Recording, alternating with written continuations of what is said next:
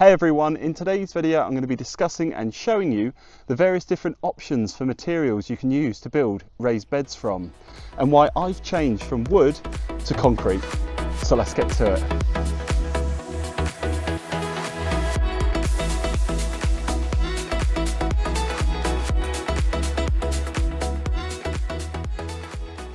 Over the years I've made raised beds out of all sorts of different materials. And I'm going to share with you my experience with these materials, their positives, but also their negatives, how they fell apart, which ultimately led them to being replaced. Let's start off with the most popular choice, wood. So that's sleepers, logs, and planked wooden beds. Now, we all know wood rots, and to prolong the life of the wooden bed, you usually use thicker wood. But then it takes up a lot more space and ultimately will still rot. Even when using hardwood, painting them, lining the beds, etc., it will rot over time and need replacing. They are, however, a lighter, easier material to work with, and something you can pick up from most hardware shops to get a bed built over a weekend. Now, metal beds, they last longer. They are thin, so good for space saving, but they can bow and bend, and ultimately it does rust and rot over time. If there was a thick metal sheet product on the market that was actually affordable, this could be a really good option. Brick or breeze block beds are similar to concrete, both a really solid material. However, over time, water and moist soil sat on the blockwork causes the mortar to blow out, and then essentially the bed crumbles, especially somewhere wet like the UK. You do also need to know or be willing to learn the skill of bricklaying.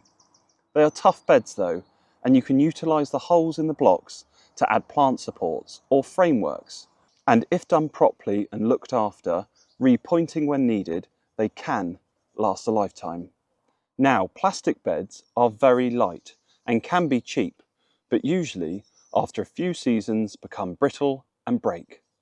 However, using a higher quality plastic like composite decking boards, so far I have found last a long time and are great for small beds and planters.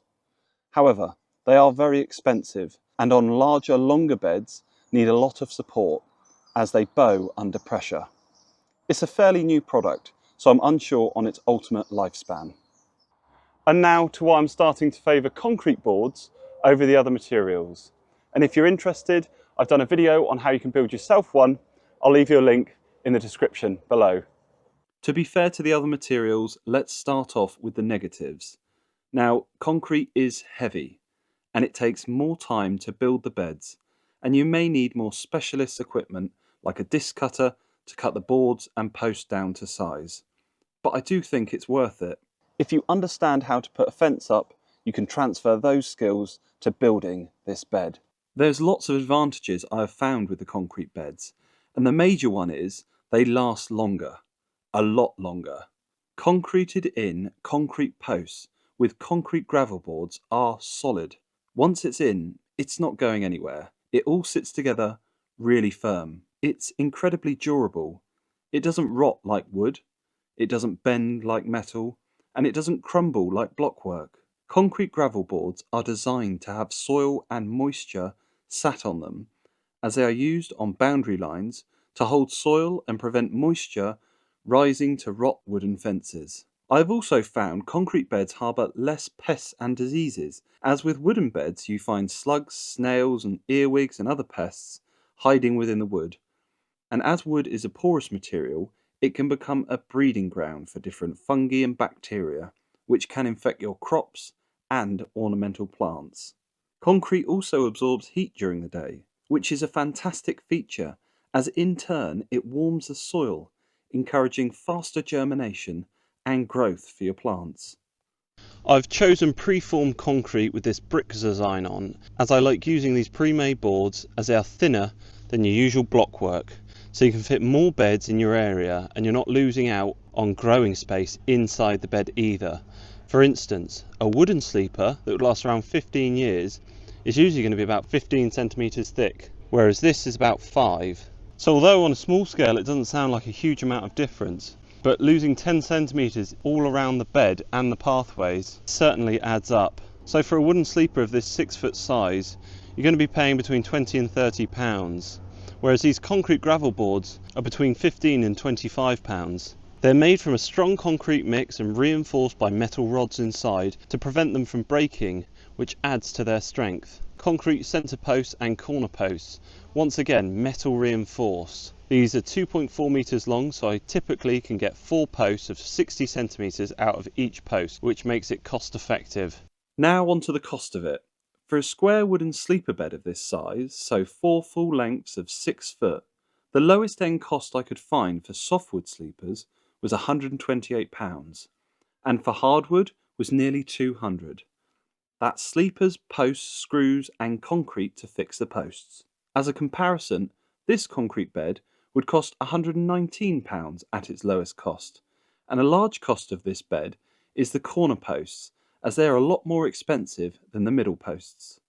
So if you made a longer bed, these thinner posts are a lot cheaper than these corner ones, so overall this cuts the cost even more in comparison to a wooden sleeper bed.